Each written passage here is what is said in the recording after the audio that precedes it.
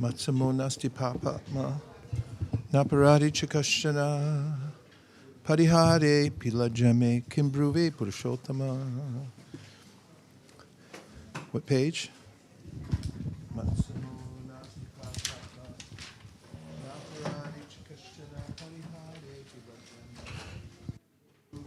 Hare Krishna, Hare Krishna, Krishna Krishna, Hare Hare, Hare Ram, Hare Krishna. Give it to Adam, Mike.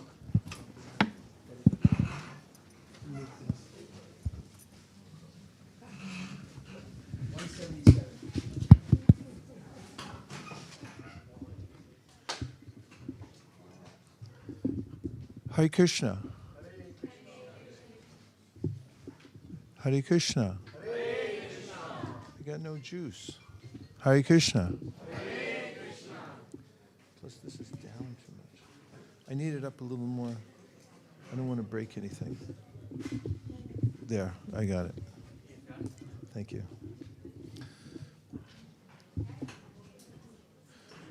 Well, thanks for coming, everyone. It's great to be back.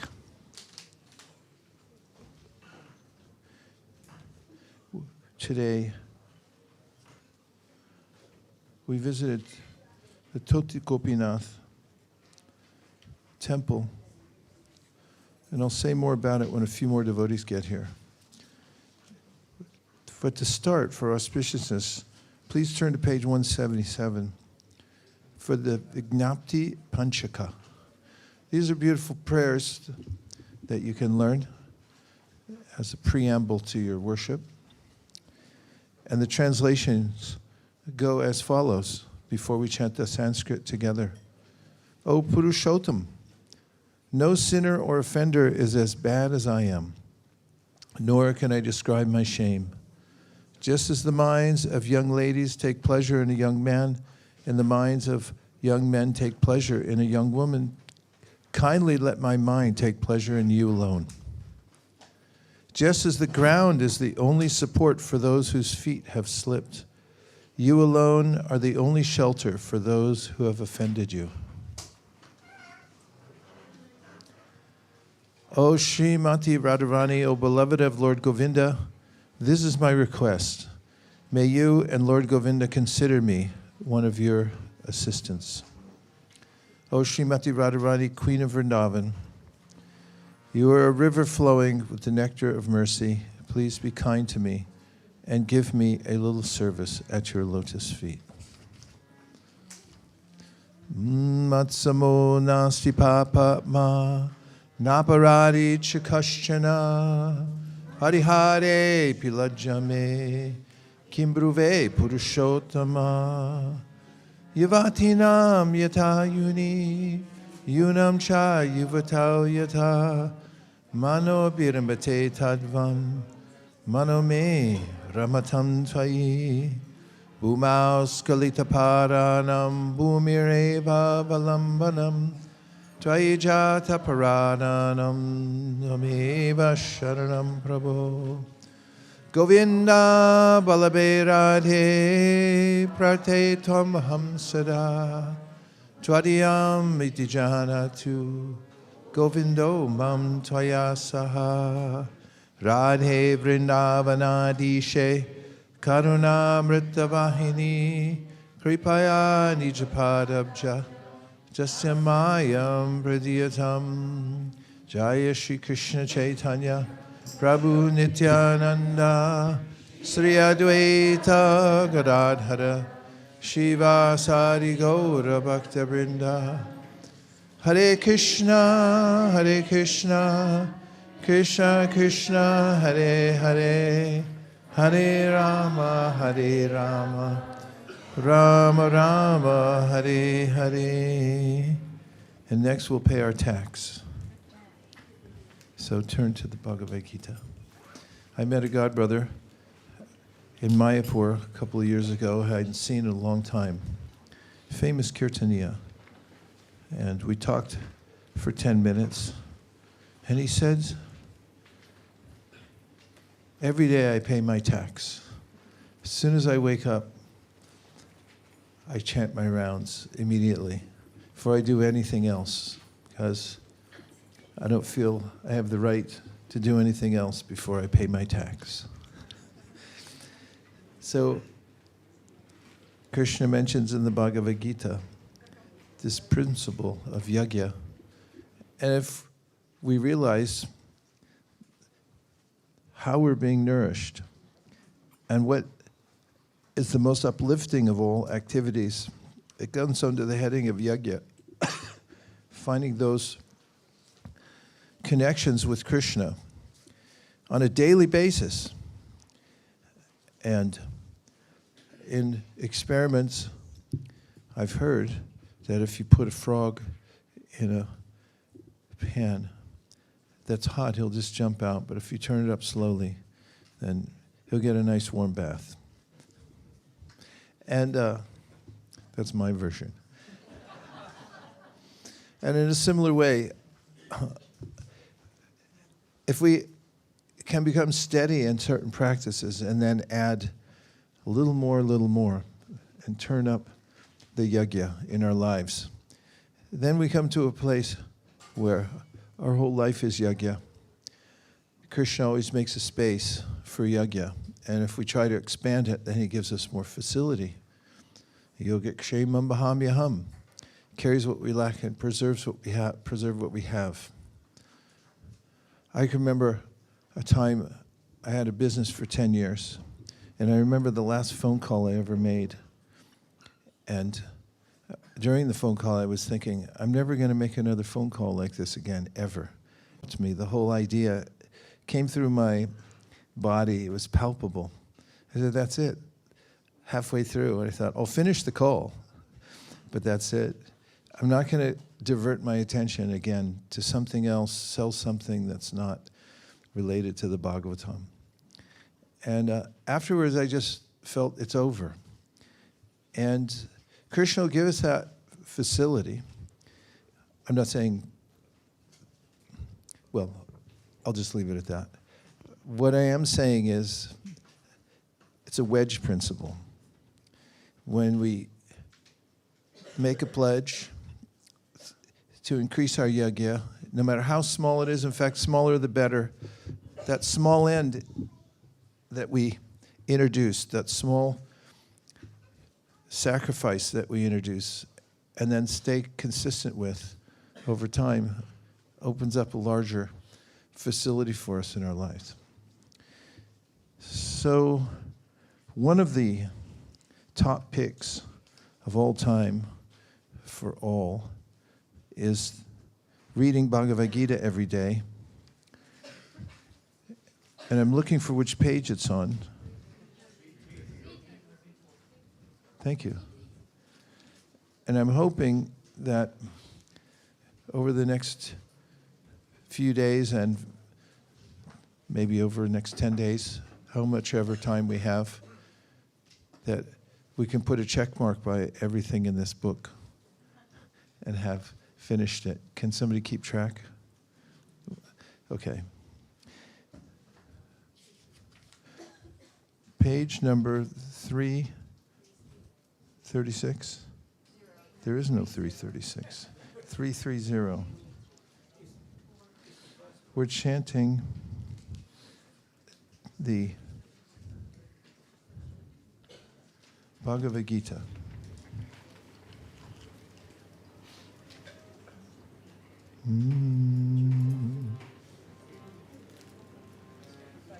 It's really a shame that I can't find it. See the English. I see 10th canto.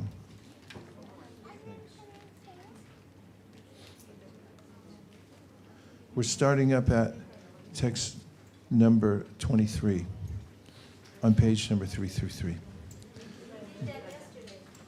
What? It's what we do every day. It's a repertory process.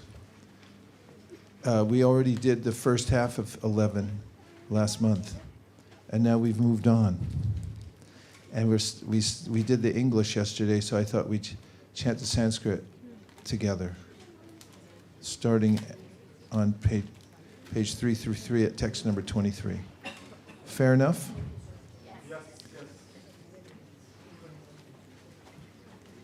Rupam Mahate Bahuvaktra Netram Mahabaho Bahu Bahu Rupadam Bahudaram Bahutam Shrakaralam Drishva Loka Pravratitastataham Nabasprisham Tiptamaneka Varnam Vyatananam Dipta Vishalanetram Drishva Hitvam Pravratitantaratma Vritim Navindami Shamam Cha Vishnu Damshra Karalani Chate Mukhani Drishdvaiva Kalana Lasani Bani Dishona Janena Labecha Sharma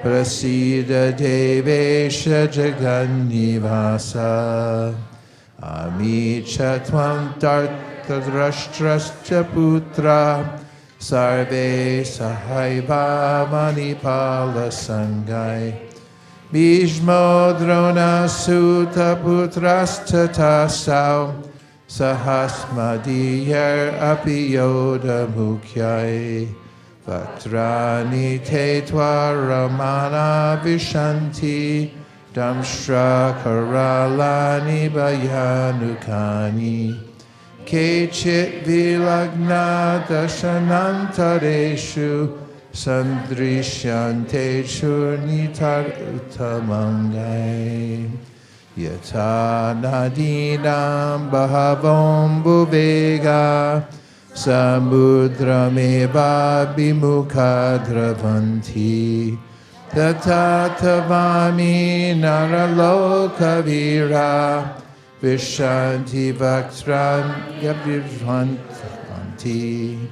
Yata Pradiptam Jwalanam Pratanga Vishanti Nashaya Samrida Vega Tataiva Nashaya Vishanti Lokas Tavapi Vaktrani Samrida Vega Leli Yasegra Samana Samantal Lokan Samagran Vadanir Jwaladvi Tejo Birapurya Jagat Samagram Vasastavogra Pratipanti Vishnu Gyainiko Bhavan Ugra Rupo Namostu Te Deva Bara Prasida Vignatamicchami Bhavantamadhyam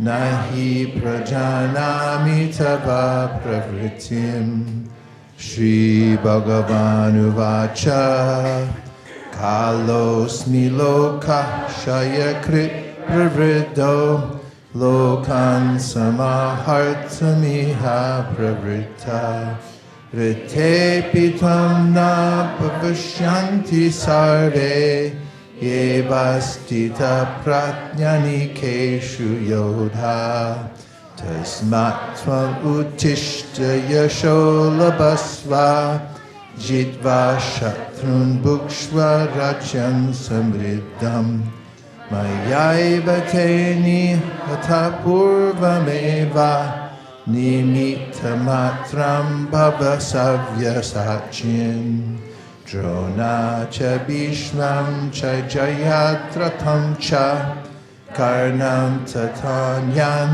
Apiyoda Viram Maya Hatam Svam Jahimabhyatishta Yudyasva Chetasirane Sapanam Sanjay Uvacha Etat Chudva Vachanam Keshavasya Kritanjalirve Pamana Kiriti Namaskritva Bhuya Iva Kritsnam Sagadgadam Pita Pita Pranamya Arjunuvacha Stane Rishikesha Tava Prakirtya Jagat Pravishyat Yanurajyate Cha Rakshamsi Bhitani Disho Dravanti Sarve Namasyanti Cha Sitra Sangha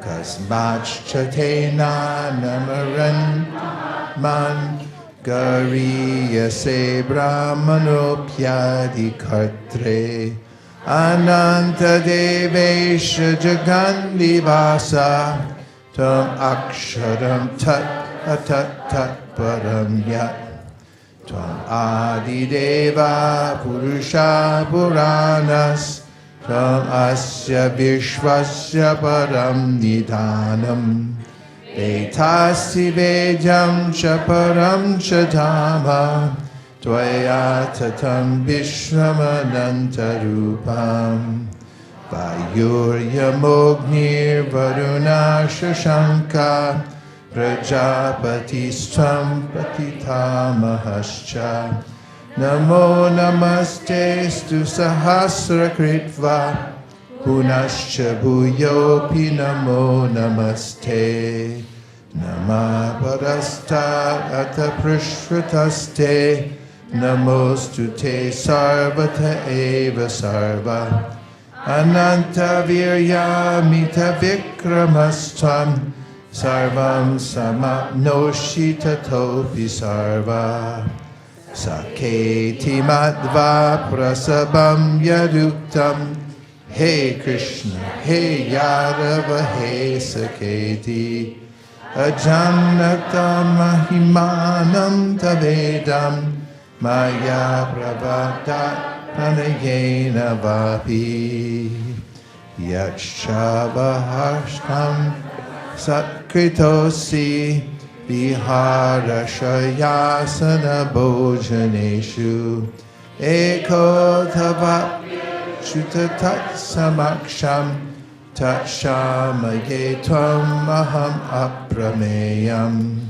Itasi Lokasya Characharasya Tvam Asya Pujascha Gurur Gariyan Natvat Samostya Pyatika Kutonyo Lokatrayepya Ratita Prabhava Tasmat Pranamya Pranidaya Kayam Prasadaye Tvam Maham Ishamidyam Iteva Putrasya Sakeva Sakyu Priya Priya Yarhasi Deva Shodhum Adrishta Purvam Rishitosmi Drishtva Vayena Cha Praptyati Tam Mano Me Tadeva Me Darshaya Deva Rupam Prasida Devesha Jagannivasa Kiritinam Gadinam Chakrahastam Ichami Tvam Drashtumaham Tataiva Tenaiva Rupena Chaturbhujena Sahasrabaho Bhava Vishvamurte Shri Bhagavanu Vacha Maya Prasannena Tavarjunedam Rupam Param Darshitam Atma Yoga Tejo Mayam Vishwamanantamadhyam Yanme Tvad Anyena Chadrishta Purvam Na Veda Yagnadya Naner Natanair Na Chakriyad Vir Natapo Ugrai Evam Rupa Shakya Aham Driloke Drashtum Tvad Anyena Kuru Pravira Natevyata Macha Vimura Bhavo Drishva Rupam Goram Idrin Mamedam Peta Viprita Manapunastram Tadeva Me Rupamidam Pashya Sanjayo Vacha Ityarjunam Vasudevas Tatotva Swakam Rupam Darshayam Asabhuya Vayam astachapitamenam Budva punah saumya babur mahatma Arjunuvacha Drishvedam manusham rupam Tava saumyam janardana Idanim asmi sambrita Sacheta prakritim gata Shri Bhagavanuvacha Sudur darshanamidam rupam Drishtavan asiyan mama Deva apyasi rupasya Nityam darshana kankshina Naham vedar na tapasa Na danena na jaya Shakya evam vidho drashtum Drishtaman asimam yata Bhaktya twananyaya shakya Aham evam vidorjuna Gyatum drashtum cha tatvena Praveshtum cha parantaba Madkarma krinma paramo Madbhakta sangavarjitaha Nirvaira sarvabhuteshu Yasamam eti pandava Om Tat Saditi Srimad Bhagavad Gita Supanishatsu Rama Vidyayam Yoga Shastre Shri Krishna Arjuna Sambade Vishwarup Darshana Yoga Nama Ekadashodhyayaha Hare Om Hare Krishna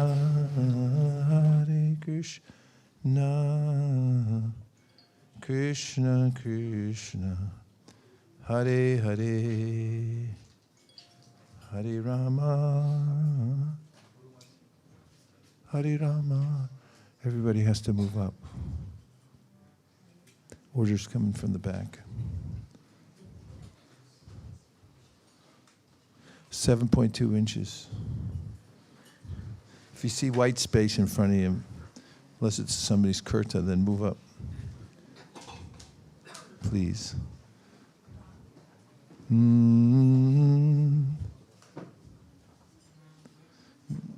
Hamsadwani, do the Hamsadwani.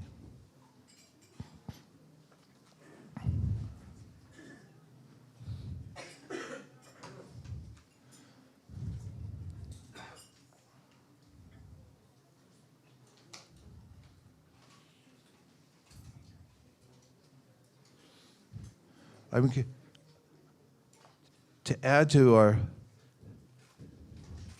tax payment, I'm going to include hearing Prabhupada's purports. Because a day without Prabhupada's purports is a day lost, leaving one forlorn and confused. And yesterday, if I'm not incorrect, we're in the first canto, 5th chapter, and we got up to text number 10. Is that correct? I'm going to read a few more of these verses because nobody can stop us at this point, it seems. We're free to do whatever we want.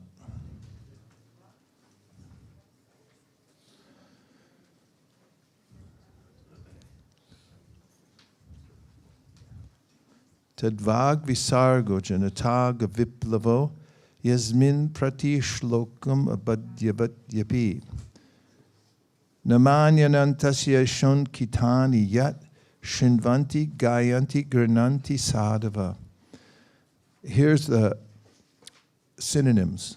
Tat, that. Vak, vocabulary. Visarga, creation. Janata, the people in general. Uga, sins. Viplava, revolutionary. Yasmin, in which prati shlokam, each and every stanza.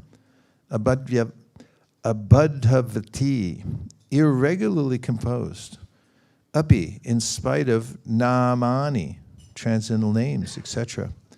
Anantasya, of the unlimited Lord. Yashaha, glories.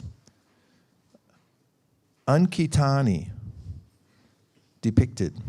Yet what Shrinvanti do hear, Gayanti do sing, Grananti do accept, Sadhava, the purified men who are honest. Let's read the translation together. And commas and any other punctuation counts. That way we can stay together. On the other hand, that literature which is full of descriptions of the transcendental glories of the name, fame, forms, pastimes, etc., of the unlimited Supreme Lord is a different creation, full of transcendental words directed toward bringing about a revolution in the impious lives of this world's misdirected civilization. Such transcendental literatures, even though imperfectly composed, are heard, sung, and accepted by purified men who are thoroughly honest. And Srila Prabhupada's purport. It is a qualification of the great thinkers to pick up the best, even from the worst.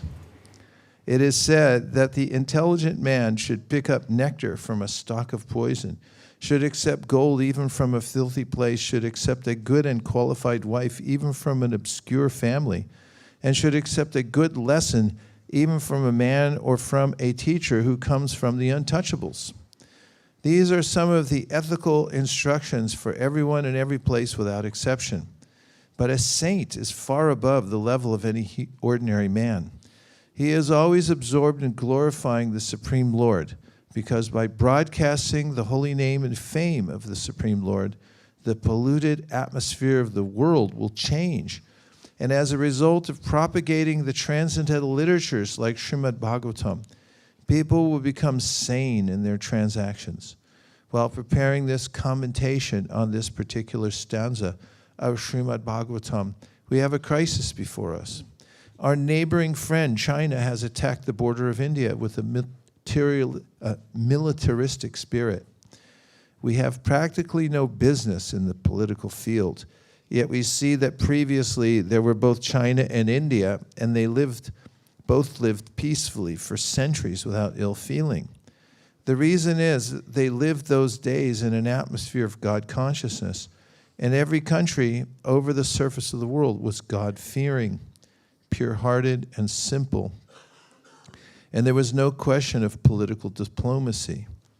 There is no cause of quarrel between the two countries, China and India, over land which is not very suitable for habitation. And certainly, there's no cause for fighting on this issue. But due to the age of quarrel, Kali, which we have discussed, there is always a chance of quarrel on slight provocation. This is due not to the issue in question, but to the polluted atmosphere of this age. Systematically, there's propaganda by a section of people to stop glorification of the name and fame of the Supreme Lord. Therefore, there is a great need for disseminating the message of Srimad Bhagavatam all over the world. It is the duty of every responsible Indian to broadcast the transcendental message of Srimad Bhagavatam throughout the world, to do all the supermost good, pardon me, as well as to bring about the desired peace in the world. Because India has failed in her duty by neglecting this responsible work, there is so much quarrel and trouble all over the world. We are confident that if the transcendental message of Srimad Bhagavatam is received only by the leading men of the world, certainly there will be a change of heart, and naturally the people in general will follow them. The mass of people in general are tools in the hands of the modern politicians and leaders of the people. If there is a change of heart of the leaders only, certainly there will be a radical change in the atmosphere of the world. We know that our honest attempt to present this great literature conveying transcendental messages for reviving the God consciousness of the people in general and re-spiritualizing the world atmosphere is fraught with many difficulties.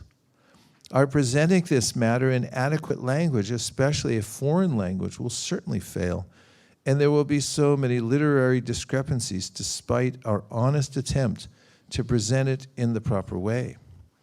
But we are sure that with all our faults in this connection, the seriousness of the subject matter will be taken into consideration, and the leaders of society will still accept this due to its being an honest attempt to glorify the Almighty God. When there is a fire in a house, the inmates of the house go out to get help from the neighbors, who may be foreigners, and yet without knowing the language, the victims of the fire express themselves, and the neighbors understand the need, even though not expressed in the same language. The same spirit of cooperation is needed to broadcast this transcendental message of the Srimad Bhagavatam throughout the polluted atmosphere of the world. After all, it is a technical science of spiritual values, and thus we are concerned with the techniques and not with the language. If the techniques of this great literature are understood by the people of the world, there will be success. When there are too many materialistic activities by the people in general all over the world, there is no wonder that a person or a nation attacks another person or nation on slight provocation. That is a rule of this age of Kali, or quarrel. The atmosphere is already polluted with corruption of all description, and everyone knows it well. There are so many unwanted literatures full of materialistic ideas of sense gratification. In many countries, there are bodies appointed by the state to detect and censor obscene literature. This means that neither the government nor the responsible leaders of the public want such literature, yet it is in the marketplace because the people want it for sense gratification. The people in general want to read. That is a natural instinct. But because their minds are polluted, they want such literatures. Under the circumstances, transcendental literature like Srimad Bhagavatam will not only diminish the activities of the corrupt mind of the people in general, but also will supply food for their hankering after reading some interesting literature. In the beginning, they may not like it because one suffering from jaundice is reluctant to take sugar candy. But we should know that sugar candy is the only remedy for jaundice. Similarly, let there be systematic propaganda for popularizing reading of the Bhagavad Gita and Srimad Bhagavatam, which will act like sugar candy for the jaundice-like condition of sense gratification. When men have a taste for this literature, the other literatures which are catering poison to society will then automatically cease.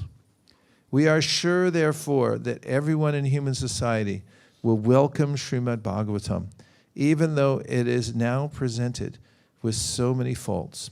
For it is recommended by such an authority as Sri Narada, who has very kindly appeared in this chapter.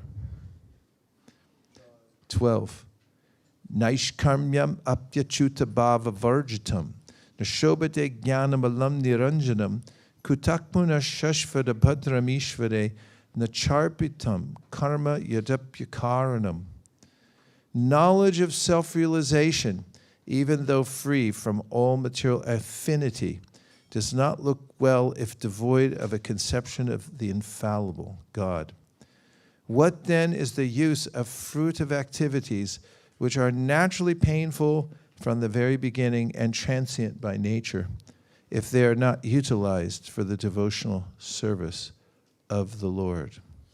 Would you like to hear the purport? Yes. That's a healthy sign. As referred to above, not only ordinary literatures devoid of the transcendental glorification of the Lord are condemned, but also Vedic literatures and speculation on the subject of impersonal Brahman when they are devoid of devotional service. When speculation on the impersonal Brahman is condemned on the above ground, then what to speak of ordinary fruitive work, which is not meant to fulfill the aim of devotional service? Such speculative knowledge and fruitive work cannot lead one to the goal of perfection. Fruitive work, in which almost all people in general are engaged, is always painful either in the beginning or at the end. It can be fruitful only when made subservient to the devotional service of the Lord. In the Bhagavad Gita, also, it is confirmed that the result of such fruitive work may be offered for the service of the Lord, otherwise it leads to material bondage. The bona fide enjoyer of the fruitive work is the personality of Godhead, and thus, when it is engaged for the sense gratification of the living beings, it becomes an acute source of trouble. 13. Ato mahabha bhavana ato mahabhaga bhavana mogadrik shuchi shrava satyarato dritavrata arukramasya kilabanda muktaye samadhina nusmaratadvacheshtitam. O Vyasadeva, your vision is completely perfect. Your good fame is spotless. You are firm in vow and situated in truthfulness, and thus you can think of the pastimes of the Lord in trance for the liberation of the people in general from all material bondage. Purport. People in general have a taste for literatures by instinct. They want to hear and read from the authorities something about the unknown, but their taste is exploited by unfortunate literatures which are full of subject matter for satisfaction of the material senses. Such literatures contain different kinds of mundane poems and philosophical speculations, more or less under the influence of Maya, ending in sense gratification. These literatures, although worthless in the true sense of the term, are variously decorated to attract the attention of the less intelligent men. Thus, the attracted living entities are more and more entangled in material bondage without hope of liberation for thousands and thousands of generations. Sri Narada Rishi, being the best amongst the Vaishnavas, is compassionate towards such unfortunate victims of worthless literatures, and thus he advises Sri Vyasadeva to compose transcendental literature which is not only attractive, but can also actually bring liberation from all kinds of bondage. Srila Vyasadeva or his representatives are qualified because they are rightly trained to see things in true perspective. Srila Vyasadeva and his representatives are pure in thought due to their spiritual enlightenment, fixed in their vows due to their devotional service, and determined to deliver the fallen souls rotting in material activities. The fallen souls are very eager to receive novel informations every day, and the transcendentalists like Vyasadeva and Narada can supply such eager people in general with unlimited news from the spiritual world. In the Bhagavad Gita, it is said that the material world is only a part of the whole creation, and that this earth is only a fragment of the whole material world. There are thousands and thousands of literary men all over the world, and they have created many, many thousands of literary works for the information of the people in general for thousands and thousands of years. Unfortunately, none of them have brought peace and tranquility on the earth. This is due to a spiritual vacuum in those literatures. Therefore, the Vedic literatures, especially the Bhagavad Gita and the Srimad Bhagavatam, are specifically recommended to suffering humanity to bring about the desired effect of liberation from the pangs of material civilization, which is eating the vital part of human energy. The Bhagavad Gita is the spoken message of the Lord himself, recorded by Vyasadeva. And the Srimad Bhagavatam is the transcendental narration of the activities of the same Lord Krishna, which alone can satisfy the hankering desires of the living being for eternal peace and liberation from miseries. Srimad Bhagavatam, therefore, is meant for all the living beings all over the universe for total liberation from all kinds of material bondage. Such transcendental narrations of the pastimes of the Lord can be described only by liberated souls like Vyasadeva and his bona fide representatives who are completely merged in the transcendental loving service of the Lord. Only to such devotees do the pastimes of the Lord and their transcendental nature become automatically manifest by dint of devotional service. No one else can either know or describe the acts of the Lord, even if they speculate on the subject for many, many years. The descriptions of the Bhagavatam are so precise and accurate that whatever has been predicted in this great literature about 5,000 years ago is now exactly happening. Therefore, the vision of the author comprehends past, present, and future. Such liberated persons as Vyasadeva are perfect not only by the power of vision and wisdom, but also in oral reception, in thinking, feeling, and all other sense activities. A liberated person possesses perfect senses, and with perfect senses only can one serve the sense proprietor, Hrishikesh, Shri Krishna, the personality of Godhead. Srimad Bhagavatam, therefore, is the perfect description of the all-perfect personality of Godhead by the all-perfect personality, Srila Vyasadeva, the compiler of the Vedas. Before our discussion, I offer my respectful obeisances unto His Divine Grace, A.C. Bhaktivedanta Swami Prabhupada, the previous acharyas, and all the assembled devotees. Vancha kalpatarusha kripa sundave eva cha patitanam pavanebhyo vaishnavebhyo namo namaha. And in the place we were today, Tota Gopinath, affectionately known as the Tota Gopinath, because Tota means garden. And Chaitanya Mahaprabhu used to meet with Gadadhar Pandit there daily to hear Srimad Bhagavatam as revealed in the Chaitanya Bhagavat. Chaitanya Mahaprabhu himself had some difficulty in reading the Bhagavat. Does anybody remember what it was? Too many tears. He destroyed his own copy from the tears. Same with doing any kind of puja. And Gadadhar Pandit is the internal potency of the Lord in the Panchatattva. He's Srimati Radharani.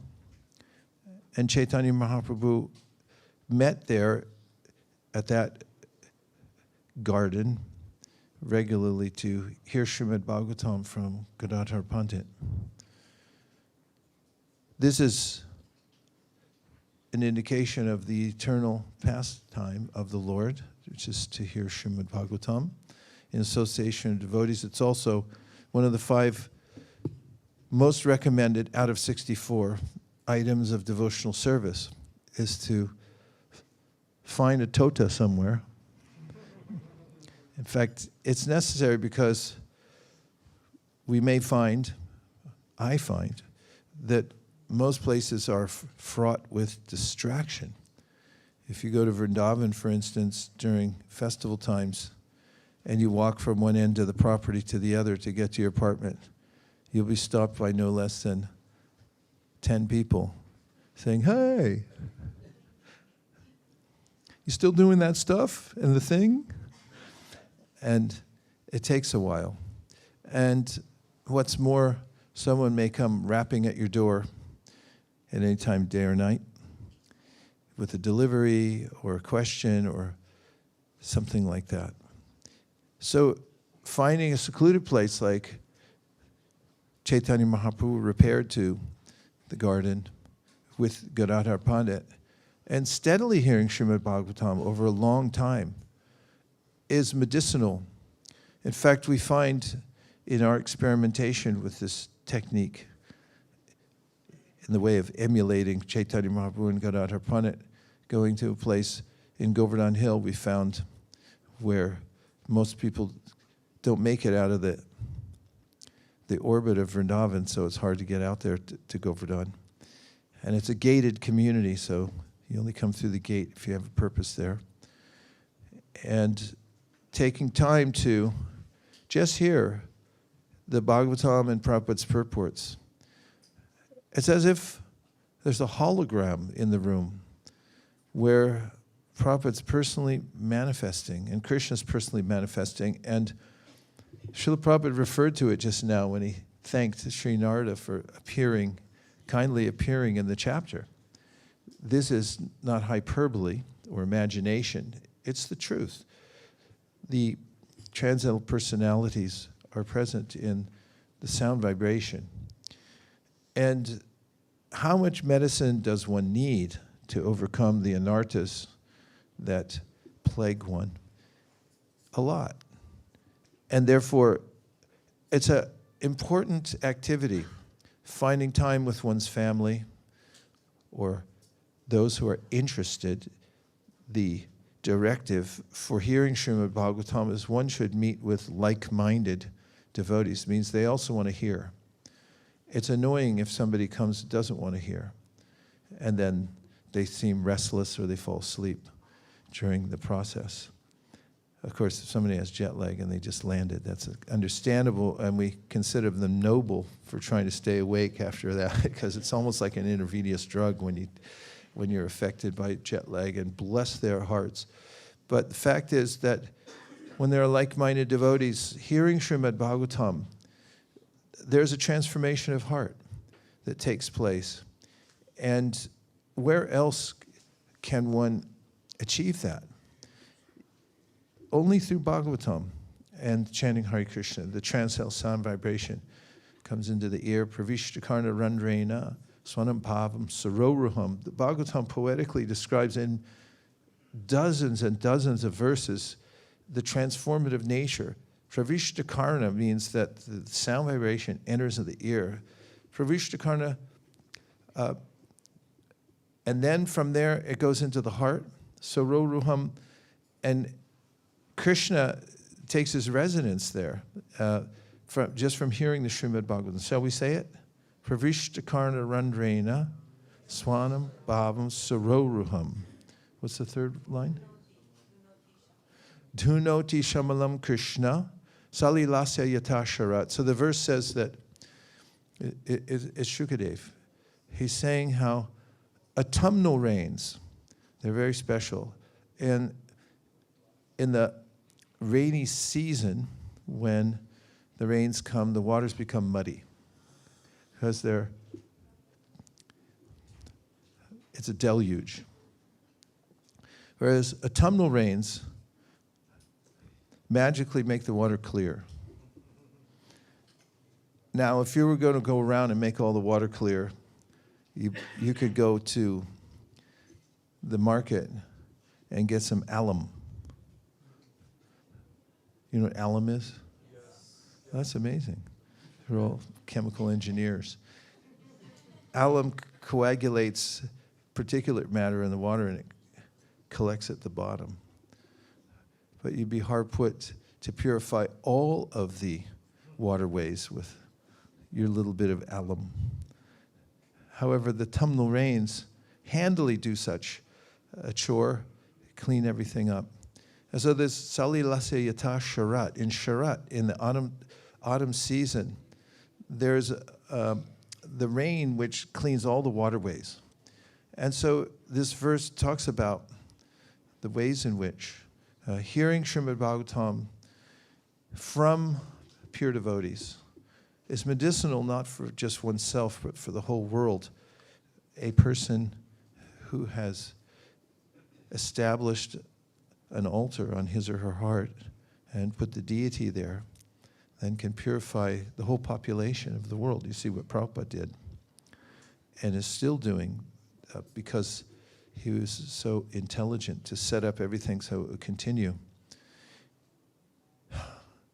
Pravishtakarna randrena swanam bhavam saroruham. There's an emotional awakening, and the Lord is established on the throne of the heart. So if we hear in the association of those who are called satam, another verse, satam prasangam mama virya sambido bhavanti hrit karna rasayanakata taj joshanad asho pavargavartmani shradaratir bhaktir anukramashruti. This is Kapila speaking to Devahuti, and says that you should associate with those who are eager to hear. They're sincere. Satam. Prasangam, that's real association. Mama virya samvido. And in that kind of association, real association means you're hearing Bhagavatam. And from that, Vavanti Hrit Karna Rasayana Kata, rasayana means a medicinal dose. And so it acts as a medicinal dose. Again, it goes in the ear, enters within the heart. Everything goes like that, into the heart. Whatever goes in here ends up in here. Touch Joshan at Ashru Apavargavartmani. Very quickly, one can clear up misgivings within the heart and reverse one's trajectory, because the trajectory in the material world, of course, there's three levels, or there's three trajectories in the world. It's Urdvam Gachanti Sattvasta. What? Oh, I thought you were correcting me on the first line. Did I get it wrong? Okay, then we can do it together. Urvam Gachanti Sattvasta, Madhyam Tishtanti Rajasa, Jaganya Guna Vrittista, Ado Gachanti Tamasa. What a beautiful verse. It just shows how practical Krishna is. He puts it in such a clear way that he says if you're cultivating mode of goodness, then you'll go upwards in the material world. And if you're cultivating rajas, scrolling, you're going to stay in the middle, which is really a bummer. I hate the middle. And then ado gachanti tamasa, jaganya means the horrible, ghastly, not ghastly, but disgusting mode of ignorance. It's absolutely disgusting. Jaganya guna, this mode is horrible. Jaguna vrittista ado gachanti tamasa. You associate with tamas and you'll be dragged down and wonder what hit you and how you got so low. Or you may not even wonder. You might just be caught there and everyone else is aghast at how degraded you've become. You don't even know it because you're covered by the modes of material nature. There's a thought. So how does one turn that around? How does one even break away from the mode of goodness? It's by the hearing the transcendental sound vibration. Tadvag visargo janataga viplavo. Viplavo means to flip something. It's a revolution. Like you flip over a boat, it's a viplava. And so in a similar way, if you want to flip your life around, then you have to hear the Srimad Bhagavatam. And in the verse we're discussing, Satam prasangam viri sambido bhavanti hrit karna rasayana kata, the medicine goes in, touch joshanad ashu pavargavartmani, then one changes one's path. You're no longer caught in these three modes, but you take to the path of apavarga, which means go straight back to the spiritual world. And don't get caught in ma, which I won't explain because it's family hour. And it's too drastic to talk about. And if you want to make spiritual advancement, everyone says, well, how to make spiritual advancement? He says, anukrama shriti, step by step it'll happen by the power of taking these medicinal doses. And as shraddha, ratir, bhakti, means your faith will become thick. And then there's a sense of loving the Lord, and then bhakti, full-blown result of bhakti will come just by hearing the Srimad Bhagavatam. So Chaitanya Mahaprabhu showed this practically, to go and sit in the tota with Gadadhar Pandit and hear the Srimad Bhagavatam. And one day, Gadadhar Pandit, speaking to Chaitanya Mahaprabhu, said that, I think that my mantra has been corrupted. Now, he meant the Diksha mantra. You remember who he took Diksha from? What? Pundarik Vidyanidhi. Do you remember how he took initiation from him or why? It was because Mukunda one day came to the assembly of devotees, and Gadadhar Pandit was a pure soul from the very beginning. And Mukunda, knowing the answer, said to Gadadhar, would you like to meet a Mahabhagavata? And what was his answer? Of course. Let's go right away. So Mukunda took him to the residence of Pundarik Vijayanidhi, who Chaitanya Mahaprabhu had pined for and predicted the appearance of, because in Krishna Lila, he's the father of Srimati Radharani. And he would call out, Pundarik, oh Pundarik, and the devotees didn't know who he was talking about. So then he came to town, this is in Mayapur, and Mukunda knew him and took Gadadhar Pandit to the residence, opulent residence of Pundarik Vijayanidhi, who looked like a prince. And when they went in to see him, he was surrounded by servants. He was reclined on an opulent bedstead with filigree.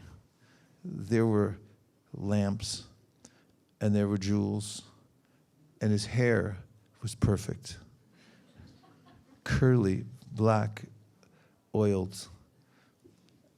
And as he lay there, it's as if he was saying, I am lucky, laying back in the opulence of his palace-like home.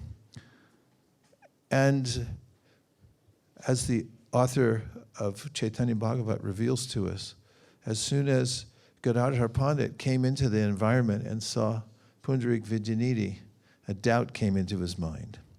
And he thought, this is a Mahabhagavat? Interestingly, Mukunda could detect this.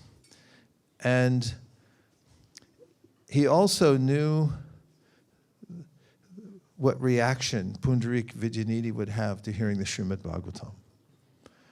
Therefore, Mukunda, standing in the room, the presence of Pundarik Vijayanidhi, and Gadadhar Pandit then uttered a verse from the third canto of the Srimad Bhagavatam.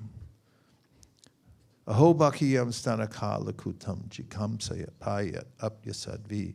This is a verse about Baki, sister of Bakasura, Baki. Aho bhakiyam stanaka lakutam. And said, who would take shelter of anyone else in this world except Krishna, because he's so merciful, that Putana came to poison him, and he delivered her.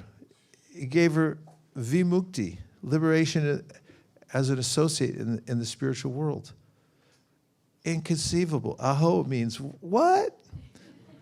Aho bhakiyam stanakalukam kutam jighamsaya payad apyasadvi. Lebe gatim datruchitam tatonyam kambadayan lum sharanam brajema. Said, kamba, that's a question. Who would take shelter of anybody else? And as soon as Pundarik Vijayanidhi heard this, he went to pieces. It was a spontaneous, drastic reaction that happens for those who are absorbed in prema.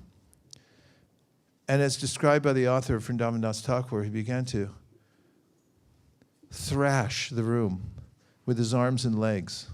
No one could hold him down, even all his servants, breaking all the expensive bedstead, filigree, lamps. Nothing was spared in the whole room. His hair had gone haywire. As he twisted and turned, the bed sheets were awry in every direction. And finally, he went into a deep trance of devotion and didn't move for hours. Gadadhar thought, I'm an aparadi. In my mind, I thought he was a materialist just by seeing him, and now I know I made an offense. I made an offense. I made an offense. He couldn't stop thinking that. And on the way home with Mukunda, he said to Mukunda, I made such an offense to such an advanced devotee. I must take initiation from him. They went to Chaitanya Mahaprabhu and told him of the event. And Mahaprabhu said, do it immediately. He had taken Diksha from Pundarik Vidyanidhi. But this is interesting, this is in the Chaitanya Charitamrita, this next part, where Gadadhar Pandit says to Sri Chaitanya Mahaprabhu that somehow my Diksha mantra has been corrupted, because when I chant it now, I no longer get a spurti. Spurti means the Lord appears. In fact, these mantras that we receive through the disciplic succession, they're sound deities for increasing our meditation on the Lord and coming closer. And also we use them in the worship of the Lord's form, attending to the deity, as mula mantras. And Chaitanya Mahaprabhu said, did you reveal it to anyone? Have you talked about your Diksha mantra to other people? And Gadadhar Pandit admits, yes, I did discuss it. And it's around that time that I began to lose sight of the potency of the mantra. And so Mahaprabhu said, then you have to take the mantra again. And Gadadhar Pandit said, you please give it to me. And Chaitanya Mahaprabhu said, that would be an offense. So you can only have one Diksha Guru. You can have many Shiksha Gurus, but one Diksha Guru gives you the mantra. So I said, you should go to Pundarik Vidyanidhi and have him re-speak the mantra to you. There's a lesson here. Chanakya Pandit says, don't tell people how much wealth you have. Let them figure it out themselves by your lifestyle. It's like, hey, how come you're always going here and there and everywhere? Must be able to afford it. And in a similar way,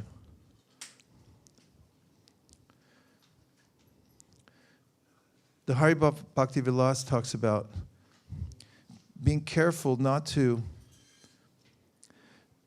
publicly broadcast certain aspects of our devotional practice. Names 4 things. One is one's Ishtadev. Ishtadev means your ultimate object of meditation. Of course, it's Krishna. Well, I can't assume that. You might like Lord Ramachandra. But there are unlimited forms of Krishna, and people develop this sense of, this is my Krishna. Don't reveal it. He said, don't reveal your japa. Don't go around telling everybody, this is how many rounds I'm doing now.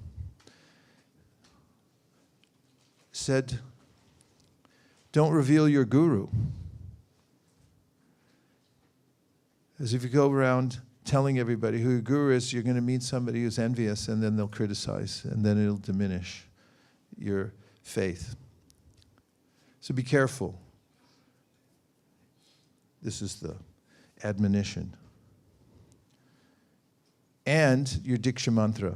That's why the very early devotees in the movement received a sheet of paper with the mantras on it, and they received from Prabhupada. It says at the back, on the very top, does it not? Do not share this with anybody else. It's not to be talked about. It's a private mantra. Don't reveal it. Of course, if you tell somebody who your guru is or how many rounds you're chanting, it's not the end of the world, but there's a principle here that if you make a goal, for instance, to say you're going to write a book, and you go around telling everyone, I'm writing a book, I'm writing a book, I'm writing a book, I'm writing a book, then you'll never write it. Because it takes the air out of your project, because everyone will go, oh, that's amazing, you're writing a book. And some people say, oh, you can't write a book.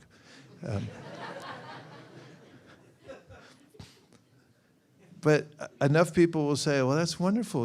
I didn't know you were so smart. You could write a book. And then you'll be satisfied enough to procrastinate for another 3 months to 6 months because you got a little something out of it. Just write your book. Go into seclusion and let it come out. Talk to the people who are helping you publish it and let it come out. And there's a similar way with our devotional practices that we must be a little careful, not boast, not tell everything that happens. To those who are confidential, Rupa Goswami says, Guyam Akyati Prichati, somebody who can understand you, you can understand them, and the envy principle isn't there. It's rare to find in this world because the entire atmosphere of the world is enveloped by envy. And there's even amongst God's siblings, sibling rivalry and a sense of how did you get ahead of me kind of thing. So there's lots of etiquettes in order to quell that impulse. But if you can find somebody in the world that you can talk to openly and share, then whatever comes up, you can process. So, kuyamakyati prichati, but secretly, not to the whole world, and don't tell everybody exactly what you're doing. Don't reveal your mantra. I've also mentioned, Prabhupada talks about when you reveal the identity of your revered gurus, whoever they may be, there should be some sense, some honorific, not just an acronym, a TKG, or what else do we have? JAS, and so forth. You'll notice that Prabhupada, when he mentions the names of his guru, he extends it. There's 108, Sri Srimad, and so forth.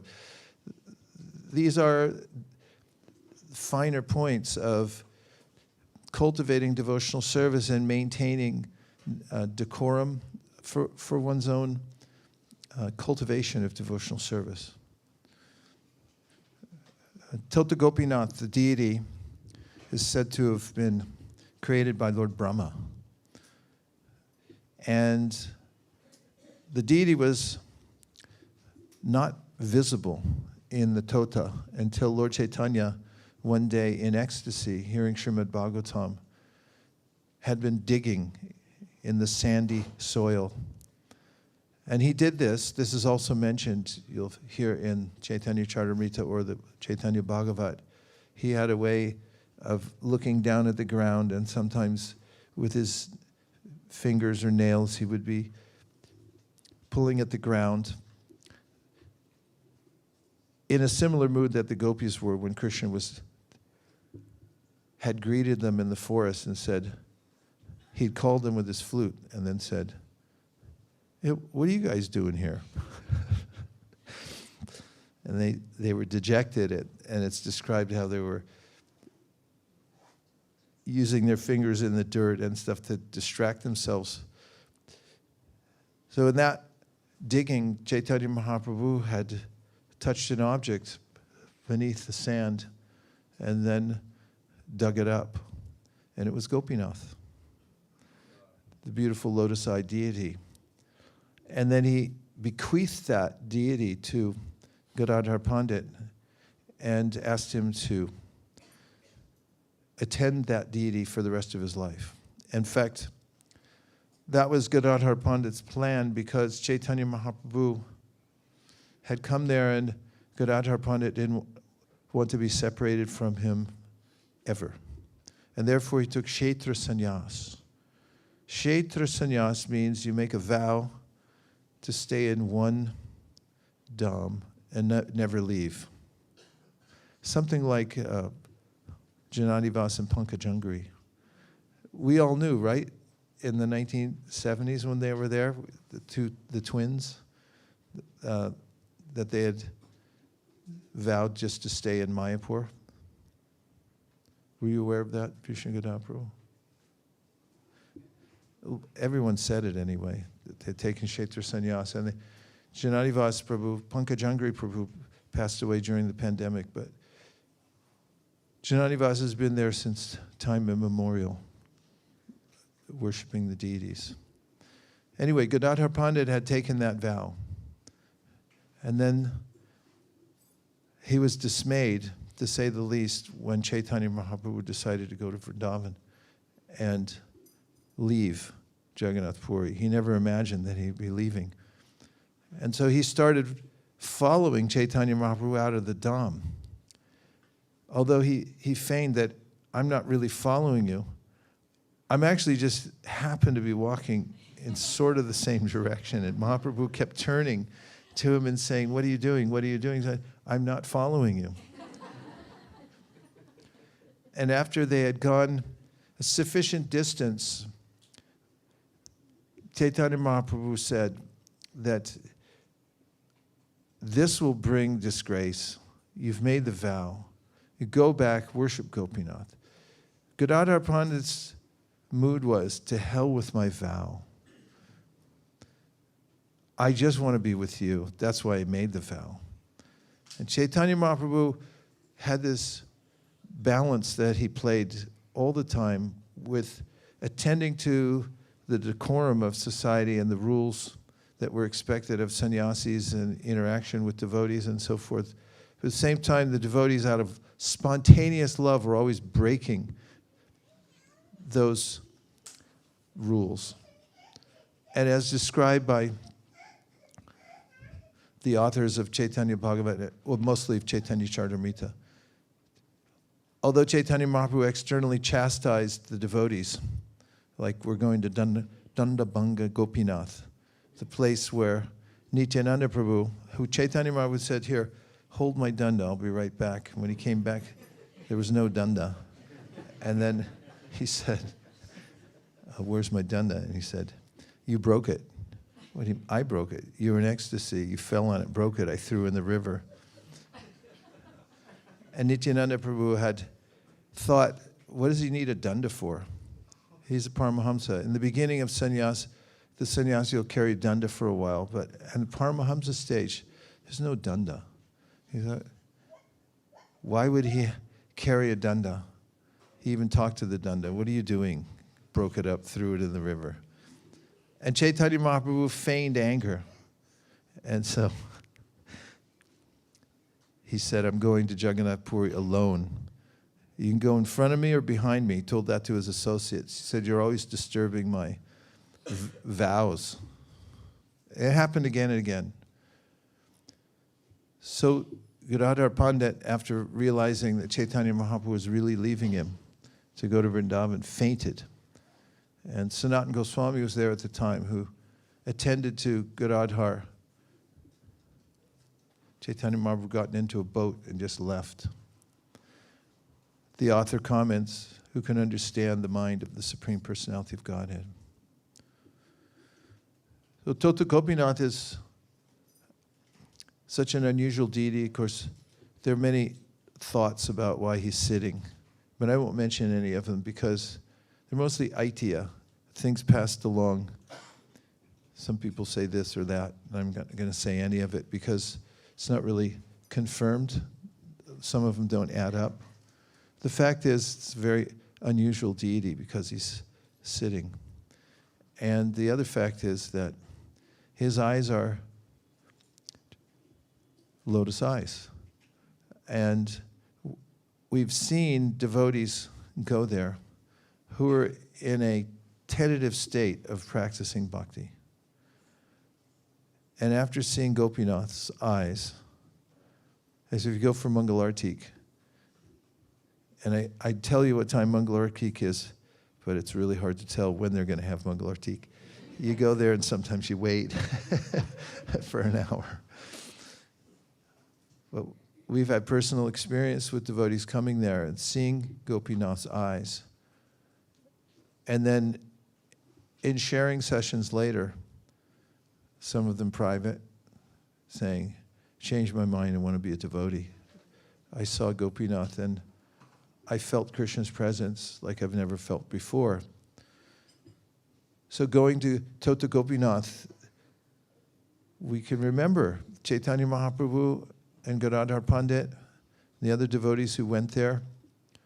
And Chaitanya Mahaprabhu was said to have left the world by entering into Gopinath. There's a little line next to his knee. Said, yes, he entered into there, and he was gone. That's how he ended his pastimes in this world. An unpalatable subject matter for devotees. In such places, we can take practical lessons, and we can also feel the mood of those places when we go there. The Pujari was quite adamant about not taking pictures. Did you notice? You almost lost your camera. One of these fancy cameras, he was grabbing for it. They saw it coming in. It's like, give me that. And also, we usually demonstratively give a sizable donation, whatever temples we go to. It's a smart thing to do because temples, the mahants there appreciate that we just don't come in and go out and not give a donation. But when I gave him the donation today, the head Pujari, he kind of looked at me in a disgusted way, and he walked over to the hundi and he just dropped it in as if like, don't give it to me, you put it in the box, stupid. He's very serious about his bhajan. When we go there, for Mangalartik, they have some bhajans they do for about 20 minutes, half an hour before the curtains open, and then they open them successively. The other deities came later. Mamu Thakur was one of the great Vaishnavas who had installed other deities there. And it's hard to keep track of all the histories, although there are some sketches about what's happened there and so forth, but you feel the antiquity of these places, and you can see how time's moving along. That great devotees, in fact, the Lord himself will establish deities, and then time goes by. Sometimes the deities are not worshipped. They end up somewhere. For instance, when Madhavendra Puri found his deity, he was also in the ground. Right? He was in Vrindavan, and he was sitting chanting, and a little boy came to him and brought him some milk. He couldn't understand where the little boy had come from. And he told him, nobody fasts in our town. So he drank the milk, and he dozed a little bit, and in his light sleep, he had a dream where the Gopal deity had come to him and said, I'm here in the bush of Vrindavan. Please come rescue me. And he told him exactly where to go. So when the dream broke, he came to the residence there, and when we're in Vrindavan, we're going to go to that place where this happened. There's a little building there where they have a deity of Madhavendra Puri. The villagers brought machetes. They cut through the brush. They found the place directed by Madhavendra Puri, and they dug up the deity. Madhavendra Puri put the Gopal deity on Govardhan Hill, and then naturally people came out of spontaneous attraction and brought boga, cows, building materials. Then 2 pujaris came from Bengal by Krishna's arrangement. He liked them very much, so he engaged them, and then the deity told him in another dream, I'm too hot, I was in the ground too long. I need sandalwood. Where to get that? Way down south again. So he went to the great trouble of bringing sandalwood back, and we know that he ended up giving him to the Gopinath deity, Shir Chor Gopinath. But the mysterious ways in which the Lord appears to devotees, we can partake in. And I always remember when you go there, I think about Chaitanya Mahaprabhu and Gadadhar Pandit sitting and hearing Srimad Bhagavatam in that place. And I also think about some of the kirtans we used to have in the old days when we were all together, right? Do you remember what year? 78 was a big year for us to all go there. Huge kirtans inside the temple there. And unrestrained, because the environment is so saturated with the transcendental vibration. So these types of images of Gopinath or of the temple or of anything you saw today, even the brusque nature of the pujari stuck with me. It's a samskar. And all this we take away from the Dham. I just say also that the mode of worship, Vishnugoda Prabhu and I were talking on the way out of the temple. It's mentioned in the Chaitanya Charitamrita, 18 Thakur Godeyake Karyachina Atmasat, 18 Era Charan Vandon Tine Mornat. That the Gaudiya Vaishnavas worship these three deities. Teen Mornat, three naths, are consume the hearts and souls of the Gaudiya Vaishnavas. And so this is their system. So we were discussing what is the system, and it's Sambandha, Abhideya, Prayojana. And that's how Chaitanya Mahaprabhu framed the Vedic process. It's all pointing towards these three stages. It's practical. It means there's an entry point. It's Madan Mohan, where we're going also. When the sun rises, we're going to have a kirtan there. Krishna willing, Krishna willing. And it's in the most iconic place in Vrindavan, the Madan Mohan temple, built by Sanatana Goswami. It's unsurpassed as far as where to be in the world at the right time, right place at the right time. It doesn't get any better than that, except for Tota Gopinath. And so Madan Mohan means that Madan rules the world. It means Cupid. Because everybody's attracted by Maya in this world and wants to enjoy. And the personified form of that impetus to enjoy is Madan, or Cupid figure. Of course, we know from the Manasa Charit that Madan tried to influence Lord Shiva. You know the story? Because demigods wanted to agitate Lord Shiva, so they sent Cupid there to disturb his mind. And Shiva was deep in meditation. Is there enough air in here? Oh, there is, okay. And when he came and shot his arrows, you know Cupid has arrows he shoots? Like, Shiva's third eye opened, and he looked at Cupid, and he burned him to ashes. And that's why he's known as Ananga. He has no body. And now he's even more dangerous because you can't see him coming. But Lord Krishna is described in the Brahma Samhita as if you take millions and millions of Cupids embodied in one form. Say it.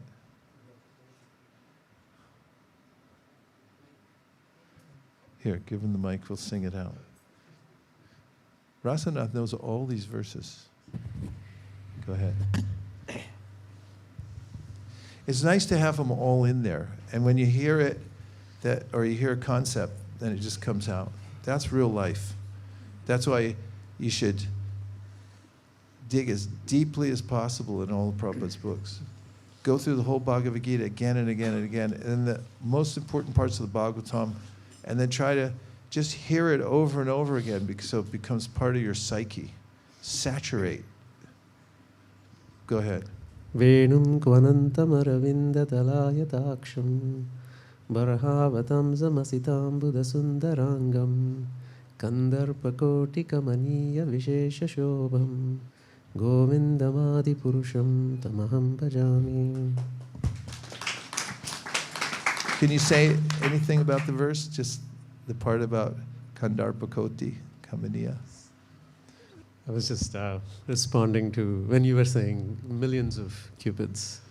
That's Krishna's attractive force. And this is the idea of Madan Mohan. Everyone's attracted to Cupid here. And they try to get more attracted and be more attractive and pull themselves more into Maya. But Krishna, he attracts Cupid, and he's so attractive that no one can resist him. And so Madan Mohan is the deity of Sambandha Gyan, developing a relationship and being attracted away from the material world. Because, as we heard, the first Matsamona, second, not Matsamo Nasti Papa Ma Nat Pradina Kashchana, Parihari Pilajame Kimbruve Purusha, Yavatinam Yata Yuni. This is from Padyavali, right? Yata. Yunam cha yuvatau yata mano biramate tadvam mano me brahmatam tvayi. As young boys are attracted to young girls, as I was told by the devotees who do oversee the traveling bus for youth, they told me once they had a mixed crowd and they all got out of the Grand Canyon, and none of them noticed they were at the Grand Canyon because they were absorbed in looking at each other. And therefore, noting this fact, Rupa Goswami wrote this verse, and he said, just as boys are spontaneously attracted to girls and vice versa in this world, he said, let me have that spontaneous kind of attraction for Krishna. And Madan Mohan can attract us.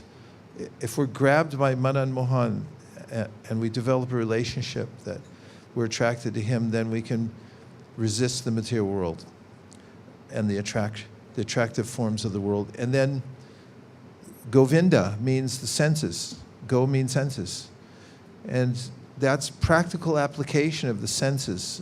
It means abhideya. And in the activities of devotional service. And that leads to Gopinath, the Lord of the Gopis, the highest conception of Krishna who's engaged in Rasa Lila. So those are the three levels as mentioned, and the system that is meted out by the acharyas. Let's see if there's any reflections or questions.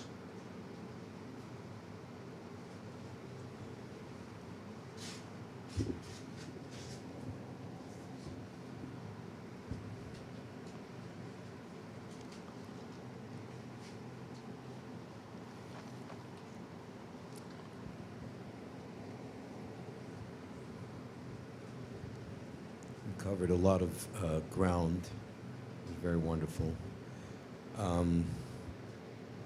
Reading the 11th verse of the 5th chapter of the first canto.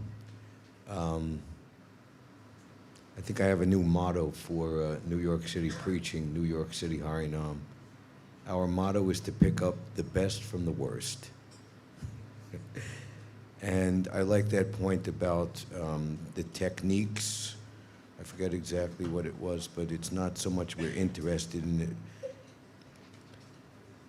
The Prabhupada's ability to make Krishna consciousness attractive and comfortable for people all over the world is just astounding. That we see we come here in India, and there's a type of kind of cultural, maybe kind of holding it, monopolization on the thing, maybe not such a broad-minded kind of application or even a desire to have that as much as someone like Srila Prabhupada does. And so I just reappreciate his great compassion and liberality. Some thought. a godbrother was recently noting how whenever Prabhupada sang songs that include Lord Nityananda, the person's comment was, nobody sings like that about Lord Nityananda like Prabhupada does. There's a noticeable way that he's absorbed in that, and it's his mood of Lord Nityananda to break through, make a channel to bring the mercy out to everybody. And that sort of liberality is the mood of Lord Nityananda, to make sure that everybody gets an opportunity. He sees no fault. He's called a dosha darshi. When devotees hear about somebody, or I should rephrase that, when devotees hear about Lord Nityananda who sees no faults, I'll make a broad statement. Vishnu Gadal Prabhu can tell me if it's true or not, because he's a psychologist, but most people are constrained by their own sense of ineptitude. Okay, I'll speak for myself. I feel constrained by my own sense of ineptitude. In fact, oftentimes people feel reticent to move forward on many things. They think maybe I can't do it. I'm so full of faults. And when it comes to devotional service, people often feel that I'm not qualified, I can't do this. But Lord Nityananda made everyone feel welcome. That was Prabhupada's mood, that he would inspire everybody. He'd elevate them. There's a letter in which, during a mini schism in ISKCON, of which there are many, we should write a schism book, coffee table book about schisms in ISKCON. Be an interesting study. There was a group, and humans do this, birds do it too, they flock together. And they thought, our guy is the best. And there's nobody more advanced than this person who's leading our little group within the entire Krishna consciousness movement. And Prabhupada was answering a letter from one of the followers of this person who was claiming that he was the only, this person was besides Prabhupada, was the only pure devotee in ISKCON. So Prabhupada replies with a long list of other names of people. This one's a pure devotee, it's going back to Godhead. That one's going to go back to Godhead. This one's going to go back to Godhead, naming all kinds of people that the person would have known. And then humorously, he puts in at the end, except for Mr. Nair, he won't be able to go back to Godhead. It reminds me of the verse I had alluded to the other day from the 7th canto of Srimad Bhagavatam, 1st chapter, verses 31 to 33, in which it's a katamo pina vena syad, where it says, all these people got attracted, the gopis by their lusty feelings, Kamsa by his fear, then Shishupal and other envious kings, because of their envy, they envied Krishna, so they were intensely absorbed in thinking of him. The Vrishnis, because of their affection, they said, no, because of their familial relationship with them. Then he said the Pandavas, because of your affection. And then Narada says, and we, the general devotees, because of our devotional service, we attain Krishna. But it says, except for King Vena, he's not going. He's not going anywhere because he was an atheist. He didn't think of God, or he didn't get mad at Krishna or anything. So he's not going anywhere. So Prabhupada says, except for Mr. Nair, he has to stay here. And Prabhupada writes in a purport in the Chaitanya Charitamrita in relationship to the song Gaurangera Dutipada. Don't read this purport. You'll never be the same. Don't even try to look it up after I tell you a little bit about it. And don't use AI to find it.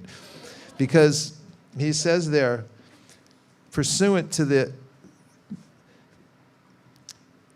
meaning that Narottam Das Thakur gives in the song. Don't listen to that either. That it's not just the associates of Lord Chaitanya when they were present who are Nitya Siddha. He said it's also the present devotees who are associates of Lord Chaitanya spreading the Sankirtan movement. They're also Nitya Siddhas. So what? So, yes, that was Prabhupada's liberal vision. And there's a schematic that you can find in the Srimad Bhagavatam, written by Vishwanath Chakravarti Thakur. So it's extremely interesting about finding faults. And he points out how there are levels of people who are either expert at finding faults, they're so expert, the topmost fault finders can find fault in somebody who has no fault whatsoever. And on the other side, the most highly elevated devotees, they can find a good quality in people who have none. It's like, that guy? And in fact, in ISKCON, Prabhupada let everybody in, even crazies. Of course, he didn't want laziness crazies, he said, but they got in. And, if anybody complained and said, who let that guy in? Everyone could look at you and say, who let you in? And Prabhupada did. He let everybody in because he wanted that channel. It was Lord Nityananda's channel. He wanted to go out to everybody, and he knew the potency, and he didn't hold back. He didn't restrain. He wanted to go everywhere. That's the principle that drives our movement. We should think in terms of how to bring that channel to more people. How can we expand? That's the principle. And after that comes, how do we manage the results of that? Thank you for your comments, and thanks for walking the earth, by the way. Let's see if there's a few more.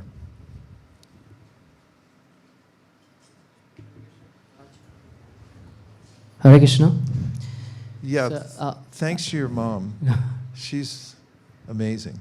Thank That's you, all Guru I'm going to Maharaj. say. Hare Krishna. Go Hare ahead. Krishna. So I have a reflection. I've just put it down on notes. It's easier for me to coherently speak.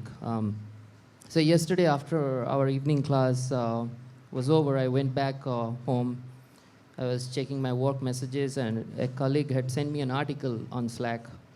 It said something big is happening. And it's apparently one of the most read articles online right now in 2016. While I was reading about it, I just murmured to myself, AI is taking over everything. So Nadia, she was sitting right next to me, and she overheard the title and my murmuring, and she kept asking me, what do you mean by that? What do you mean by AI is taking over everything? Oh, okay. Yeah. So I first told her, well, I don't know how to explain it to you. You're too young for that. But you know how kids are, they kept insisting. So I thought about it and said, imagine you have a magic box, and that is getting smarter every single day. And a long time ago, it could only do simple things like add 2 plus 2, 3 plus 3. And then it learned how to draw pictures, it learned how to write stories. But lately, something happened. The magic box started learning how to build other magic boxes. And she was like, well, what? And I thought perhaps that was a bit too much for her. So I tried another example. I said, well, imagine you are playing a game where you draw something like a cat, and AI tries to guess what it's while you are drawing. It's kind of a pattern spotter. And then she immediately asked, well, will it guess Krishna? I laughed and I thought, maybe not really, because AI isn't conscious. But then I thought about it a little more, Guru Maharaj. I thought about how you are bringing us to these different places, to Haridas Thakur Samadhi, Toda Gopinath today, and to Srila Bhakti Siddhanta Saraswati Thakur Bhajan Kutir. And I realized it for the same reason, to train our minds to recognize those patterns. And you're training us to see Krishna as soon as he is there with no further delay. However, last night I also had a disturbing dream. I dreamt that I got into a fight with someone, and during the fight, I killed that person. And I woke up immediately and sat down and thinking, why would I kill someone? It was very disturbing. Then I realized the other side of this. There are there are also dark patterns embedded deep into our subconscious mind. And this is why Mahaprabhu has given us this Cheta Darpana Marjanam to cleanse the mirror of the heart. And I was meditating on what you said in yesterday's class, how much do we have to practice? You said it's just not one word, it's 2 words, a lot. And I realized that if I don't take this opportunity to practice seriously, to change these deep patterns, the result will be what Narottam Das Thakur says, Janiya Suniya Bisa Khainu. I'm knowingly drinking poison. And there's this verse that comes to my mind, Nitya Siddha Krishna Prema Sadhya Kabunai, Shravanadi Suddha Chita Kara Udai. Pure love for Krishna is eternally established in the hearts of the living entities. It's not something to be gained from another source. When the heart is purified by hearing and chanting, this love naturally awakens. I realized that with the biggest difference between the magic box of AI and us, unlike the AI which starts empty and needs to be taught from scratch, the soul already knows Krishna. And the training we receive by visiting holy places and hearing from you, Guru Maharaj, is not to put something inside us, but to clear the dust so our original nature can shine through. I had no idea you're so poetical and deep and articulate.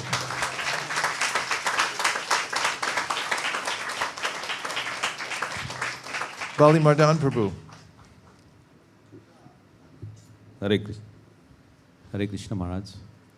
I have one question that in this same one, the temple we went, Tota Gopinath, Chaitanya Mahaprabhu has both distributed the Holy Name and Srimad Bhagavatam, but he has not distributed Srimad Bhagavatam profusely because he has discussed Srimad Bhagavatam because his daily routines, he goes to Sarvam Bhattacharya, he has his prasadam, Jagannath Puri, then he goes to take bath and take rest and then does discuss the Bhagavatam with Gadadhar Pandit and only very few confidential devotees. In general, it has not been practiced. He either sings the Hari Haraya Nama or Hare Krishna mantra in the public or give a general concept of God, but never open up his mind of discussing Srimad Bhagavatam. So my question is, considering the basic tenets what Chaitanya Mahaprabhu has set it up, how do we want to generalize people, those who have no access to Bhagavatam and those who have no idea, and if you give these books, they may be offensive or something like that. So considering what is his mind, why he did not do so, and why we wanted to do more generalized to the people in general who has no idea at all. So would you like to describe something? Yeah.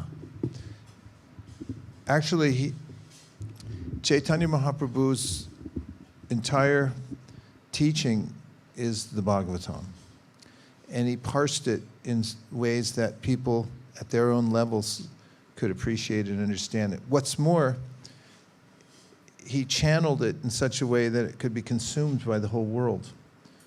As an example, in the Chaitanya Charitamrita, Prabhupada talks about the transcendental sound vibration, most particularly the Hare Krishna Maha Mantra, and how it descends from the spiritual world. This is also described in the Srimad Bhagavatam, in the Brahma Samhita. Tate pesa suchiram, etc. And Tavenu nirada setrayi murti maigati spuranti pravivesha su mukabjani swayambhuva. Talking about how Brahma hears the flute song. Tavenu ninadasya. And then he realizes it and then speaks it, and it comes out as the Kama Gayatri mantra. And then Prabhupada extends that. Were you going to say? Okay. He extends that to say that actually the Hare Krishna mantra is the flute song of Sri Krishna. Everything's in there. Chaitanya Mahaprabhu's genius, understatement of the millennium, is that he was able to put together a framework of the Bhagavatam that everyone could that would assist everyone in being able to practice the Bhagavata principles, including people all over the world. He demonstrated when he went to South India, giving his system to people, that, as he told the Brahmana at Kurmakshetra, this is enough, the Hare Krishna mantra. You just clap your hands, come together in your home and do this process. And of course, he gave that knowing that it was the essence of the Srimad Bhagavatam, and it could be consumed by anybody everywhere. And he wanted it distributed to every town and village. There's nuance within the Bhagavata system, some of which we just briefly touched on about different deities and Sambandha Prayojana, Sambandha Abhideya Prayojana, and so forth. All that is included in his teachings to Sanatana and Rupa Goswami, where he gives the framework and then he essentializes it so that everyone can understand it. He was profuse in his teachings. He empowered his disciples and instructed them to write. So why write unless you're going to distribute? Every author wants a book to go out. I had an experience in the San Francisco airport, which lay fallow for many years because we used to run free in all the airports. We could even go through security and do whatever we wanted until the terrorists ruined it for everybody. And then we were at San Francisco airport said, you can only work behind a booth. And we said, well, forget that. We run free, we don't work booths. And then after years of leaving it alone, one devotee went out there and said, it's bigger than anything. We started working in that airport. Had this booth in the middle of the airport in an international terminal. And one day I was talking to this young man from Taiwan, and he bought a copy of the Upadeshamrita. And he zipped it in his bag, and then I saw him get on the plane, or at least walk down to the gate. And I was just meditating on Ter Kadamba in Vrindavan and how Rupa Goswami had been instructed by Sri Chaitanya Mahaprabhu to essentialize all the teachings. Nana Shastra Vicharanayika Nipanosha Dharma Samstapako. Why? Loka Nam Hitakarano, for the benefit of all the people. Hita means do good. For who? Lokanam, everybody. Try to make it available all throughout human society. So he empowered his representatives to do that. They were perfectly qualified for that. And I was thinking, what would Rupa Goswami think right now? Would he have conceived of an airport like this? And how about his book in paper form, not on palm leaves? And that some kid from Lafayette, California, was selling his book in an airport to a guy from Taiwan who got on an airplane. Airplane? Of course, they had Vimanas back then, or way back. But it's all Lord Chaitanya's plan, that he had this vision that the Bhagavat culture could go all over the world. He preached about it. And we find such admonitions in the Chaitanya Bhagavat that it should be given all over the world. It's our mission statement, practically. Every town and village. How many times have we heard that? And so the ways of meting it out to people, that's done by the acharyas, as Prabhupada says, time, place, and circumstance. And we have these visionaries in our line coming from Lord Chaitanya Mahaprabhu who saw fit to weaponize all of these things and make sure they went out into human society. Bhaktivinoda Thakur thought everybody's got to have this, so write songs like Narottam Das Thakur did, because musicians, you know, I'm really happy to say I don't know who Bad Bunny is. I have no idea. I was so ecstatic when I read a thing about, well, I see you don't either, that some guy who sang at the Super Bowl. You don't even know what that is, probably. But in any case, I was thinking, I'm so happy I don't know who Bad Bunny is. But apparently millions and millions of people listen to his music, do they? And I don't know who he is. I'm so happy. And so Bhaktivinoda Thakur, Narottam, they all wrote Bhagavat in understanding in songs, and they were so popular. Everyone wants to go see a musician and listen to their music, and there's something about it's just natural. If you put a cat on a keyboard and play Chopin, he'll go, ah. You know, every living entity loves music. So Chaitanya Mahaprabhu put it into a deliverable form, Bhagavat in deliverable form, and the acharyas made it into songs to go out to everybody, everywhere. And then with Yukta Vairagya, Srila Bhaktisiddhanta especially leaned into it because he saw that printing press make the books available. It's literary kirtan. It's written down. It penetrates more deeply. It goes more places. And he called it Brihat Madanga. And so Chaitanya Mahaprabhu inculcated this into the hearts of his disciples. That's what Srinivas Thakur's song talks about. And he also showed by his example. Why did he go preaching? When he left Navadvip, when he left Puri, it's described by Krishna's Kaviraj that that's when the preaching Shakti came in. And he started spreading it to everybody. Hey, he's walked around barefoot for 6 years, going to every door. Should do that in New York. Try to cover every door. So it's there, it's the foundation of Chaitanya Mahaprabhu's teaching. And at the same time, he discriminated, as did the acharyas, about who could listen to what. And they're very careful about sambandha, abhideya, and prayojana, and giving the medicine to people in such a way that they can appreciate it. That was sort of a free form, tossing everything out at you, but that's my answer. And we've come to the end, and I still didn't say anything about Shiva. Hara, and Krishna is known as Hari, comes from the same root, Shri, which means one who takes away.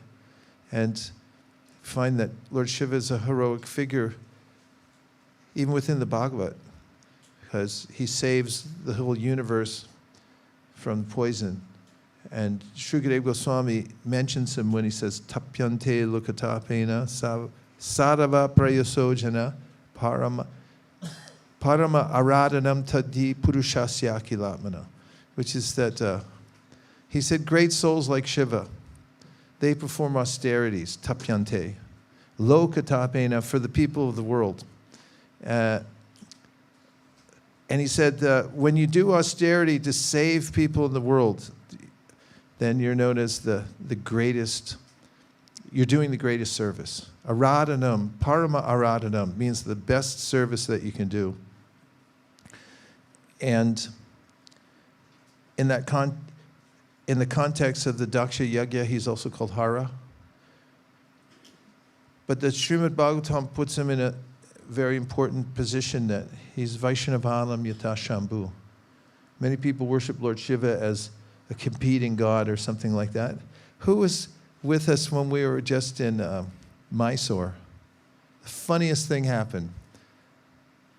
You know, I got on this kick of going to see the sunrise every day, because I have to see the sunrise. So we were staying at Vaikuntha Nayaka's house.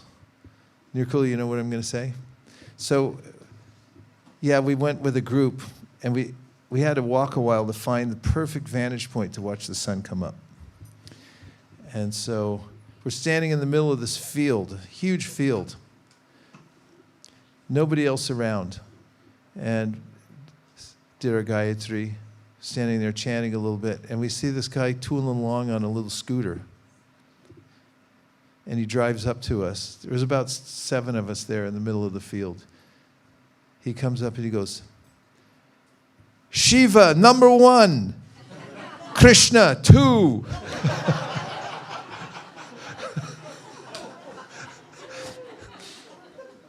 So what did we do? We pulled the old hand him a lollipop, hand him a sticker. It was so funny because even as we were doing it, he kept saying, shh.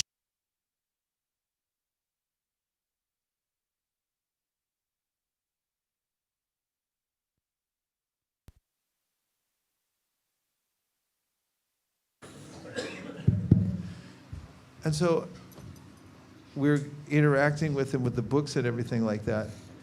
And then he just kind of like in a trance, he pulled out money and he gave it to us. And he took away a book that had Krishna on the front cover. But it made me more aware that people have this misconception about Shiva, how he's a competitor. You know, like you like Apple, I like Microsoft or something like that. But actually, Lord Shiva is the great servitor of the Lord, and that's all straightened out in the Bhagavatam. You have the story of Tripurari when he tries to kill the city of the demons, and they keep coming back because, what's the name of that architect who can do anything? Huh? No, not Vishwakarma. Maidanava. He makes these pools of nectar, Mritya Sanjivani. I tried to find some when I was a brahmachari. I was going to drink it and live forever. But they kept telling me, you got to go to this shop over here and that shop. We found some, but anyway, what can be done? And so they kept coming back to life. And then Krishna had to come and assist Lord Shiva. So he works it out like that. The Bhagavatam works it out to show Shiva's mood of being Vaishnavanam Yatashambhu, the great. I said I'd say something about Lord Shiva. Yesterday was Shivaratri. So now we have cake, right? And tomorrow we're going to, and you'll hear about it in a minute. Dear Srila Prabhupada, dear Sri Chaitanya Mahaprabhu, Shri Shri Panchatattva, Shri Shri Tota Gopinath, Lalita Vishaka, Balaram, and Revati. If you so desire, please always let us remember your pastimes here in the Dham in our minds. Let us be overwhelmed by the emotions that Chaitanya Mahaprabhu left here in hearing Srimad Bhagavatam, so that we always desire to be in the association of pure devotees and constantly hear the pastimes of the Lord. Thank you for considering our request. Om Tat Sat. Everyone agrees with this prayer, can have some cake. Haribo. Shraddha Devi Dasi, you tell us what we've won.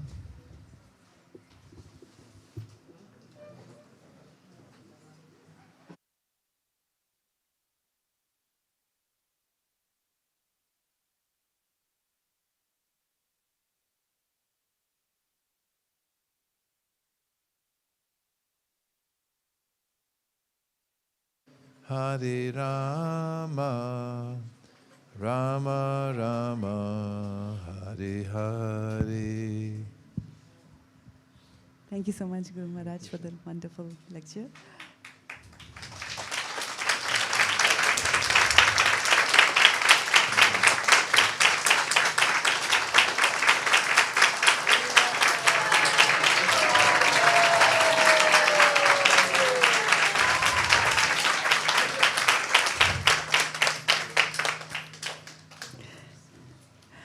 So since Guru Maharaj talked about the cake, maybe I'll talk a little bit more about that. So it's always an interesting topic. So we had mentioned on the opening day that there are two devotees who are sharing their birthdays. On 15th of February, we celebrated the birthday for Prem Nishta Mataji, and also for birthday of Harivardhan Prabhu. He's from the UK team. So they'll be joining us momentarily, so we'll have a small cake cutting ceremony. And everybody who agreed with Guru Maharaj's prayers will get a piece there. So what we have won tomorrow is the trip to Lord Jagannath Temple in the morning, where we will do Harinam outside the temple. And we'll do a massive book distribution outside. Our book distribution team is super excited, and they have been working really hard on planning this book distribution. So we'll hear more about that from Chuku's Venu Prabhu. Then also, the icing on the cake is we'll also go to Siddha Bakul. So it'll be a tight schedule tomorrow. We'll start as usual at 5:30 a.m. for the Tulsi Puja. We'll have Tulsi Puja, we'll have Japa, we'll have Guru Puja, Bhagavatam class, breakfast, but we'll kind of just squeeze it all in so that we get time to do Harinam and time to do Siddha Bakul also tomorrow, like that. And then in the evening, we'll have the evening class as usual. And we'll follow that by those of you who were not able to go to Jagannath Temple yet. We will take you to a trip inside the Jagannath Temple tomorrow. There's a, like in school, you have a teacher to student ratio. We also have a panda to devotee ratio. So you cannot accommodate more than X number. So if you have already visited a temple, then we'll prefer to take those who didn't have a chance to go to the temple at all. So I'll be reaching out to you tonight to prepare that list there. Maharaj, anything you wanted to add on our trips or Harinam and Siddha Bakul? It's an international showcase for Harinam and book distribution. So coming together in a tight Harinam, especially one where you keep the tall in the middle so everyone can dance. If they go up and down too fast, I mean, certain times you can't help it. You go in ecstasy and you expand it, but keeping a really nice tall going so that the crowd will come in and start dancing and it's not too frenetic can be really helpful. And also, it's a fantastic place for distributing books because people are really attracted to seeing all the devotees chant. And then usually Dhameshwar Mahaprabhu is there on a table, and we also have book tables and great book distribution. And last year, the police, we put it outside the police station because somebody said it was okay. And then they came and kicked us out, but they asked us, do you have Bhagavad Gita in Oriyan, right? Oriya? And we said yes. So then this started the whole thing. All the police from up and down the street, they kept coming one after another, and they were all trying to get us down in price but we sold out all the Bhagavad Gitas to the police, even though they were saying, you got to go, but by the way, how much is this? So it's a dream to be out there to show off for Jagannath that we're here, we love you, we want to spread this all over the world, and we'd like to be your representatives. Please empower us. It's just the best of all circumstances for Harinam and book distribution.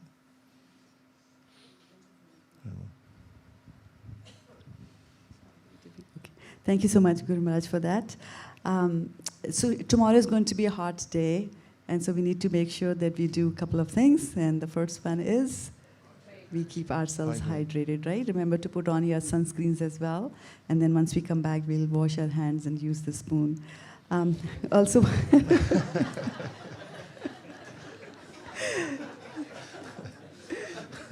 also wanted to mention that we are following the parampara here. I found a keychain with a room key. It doesn't belong to this hotel, though. So Manjul Kantha, this is for you for keeps. A key to the room there, if anybody has got that. So that is pretty much all that I had, except for Shamlangi Mataji is the birthday girl here. Okay. Yeah, Prabhu, we tried to locate the Prabhu. He's not here, so the Prabhu said we can celebrate his birthday in absentia. So we'll do that. Hari. We're going to have cake in absentia. We should do that every night. I'm sure we can find somebody who has a birthday who's not here.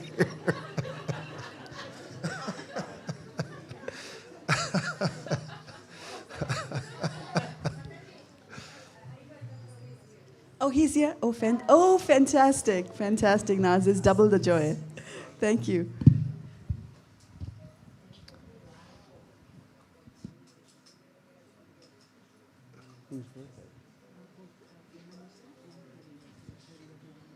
Okay. Prem Nishtha and Harivardhan Prabhu.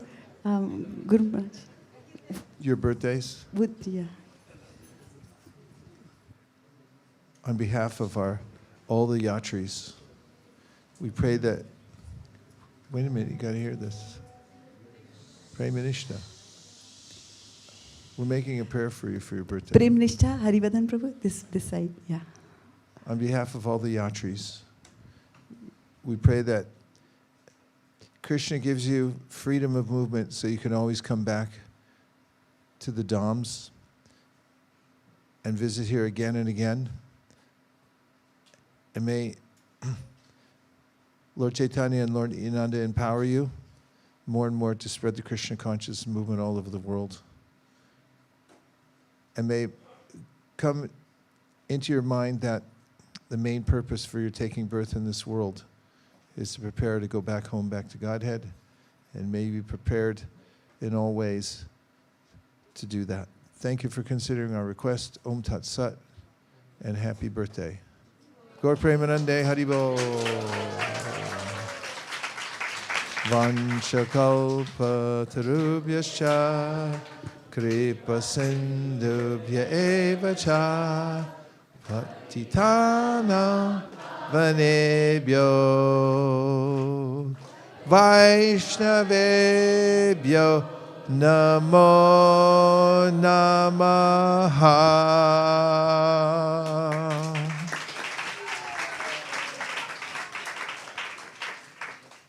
Hare Krishna, Hare Krishna, Krishna Krishna, Hare Rama, Hare Rama, Rama Rama, Hare Hare. Hare Krishna, Hare Krishna, Krishna Krishna, Hare Hare.